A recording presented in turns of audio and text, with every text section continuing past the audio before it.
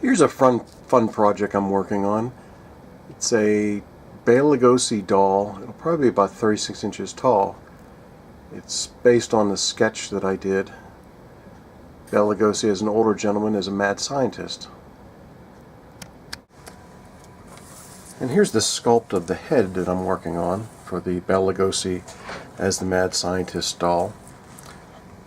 I'm using a gray Super Sculpey. It's a polymer clay. And right now all the forms are kind of where I want them to be, so I'm just taking a very fine rake tool and just kind of going over the forms, kind of smoothing out some of the deeper rake marks from the more aggressive rakes to make sure the forms are nice and smooth. And you start off raking your forms with something that looks like a saw blade.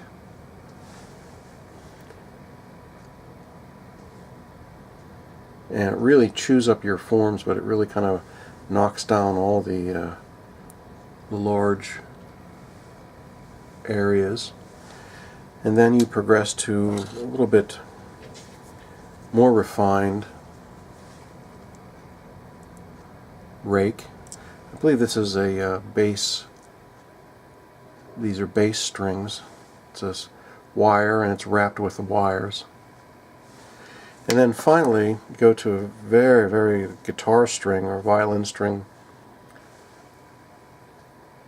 Very light. These I made myself because I get free broken violin and guitar strings from my wife, my daughter, and my son. So I have plenty of those, and I end up just kind of customizing and making my own. So you go over the forms. Now you don't want to rake these out so it looks like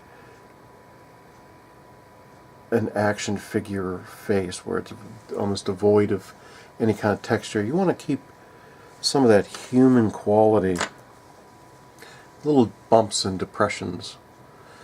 So I also have this originally was a black makeup sponge, but I use it to texture the skin. Now skin texture is built up over many layers. There's the sponge, and then you have a tool like this where you basically sketch in wrinkles. You crisscross them almost in like a diamond shape down the side of the face. And then finally you want to kind of get in there with a little bit more control and use a tool.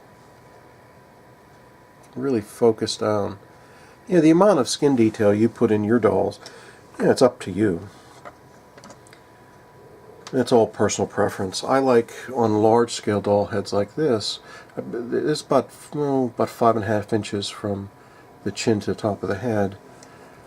With these, I really like to kind of go to town because it's large enough that you can get those details in, but you're not sculpting real estate. Another really fine tool is a skin pour tool. And they come in different sizes. These I bought, but you can make your own by getting just regular nails and dulling the tips of them, and then putting the nails into some brass stock and securing them with some epoxy putty. But these are neat. So when you're doing skin textures with a texture tool, you don't just want to like stamp straight. I spin it so it doesn't look like there's a pattern, so it's more random. Some I push in a little deeper, some I'll let barely touch like that. And of course, one of the most important tools in sculpting faces, especially detailing, is your ball stylus tool. And that I love to just deepen some of those and even draw some abstract and shapes on here. almost like you're denting the skin, giving it a texture and a little bit of life. Because what you're going to do next is, with your paintbrush, is brush out the forms. So you're going to smooth that out a bit. I use 99% isopropyl alcohol, so a little bit. It has a tendency to dry the clay out. Sometimes if you use like odorless paint thinner, turpentine, it makes the surface kind of mushy. So I get a little bit of that on a brush and wipe most of it off. Go back gently, back and forth, back and forth. And you decide which ones you want to smooth out completely and which ones you want to leave as wonderful skin detail. So you can see how that it takes the edge off it.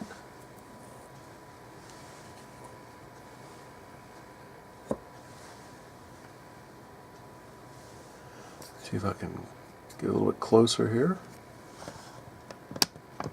That's nice. So you can brush out and round off some of those wonderful forms.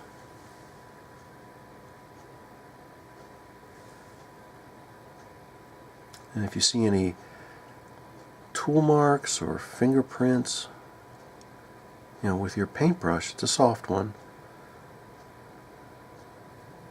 you can just soften them gently, and you decide what kind of texture and how much texture. Now you can see on the nose the rake marks are still evident, so I'll take some of that alcohol and gently, very gently, always going along the form, the way the form wraps like this.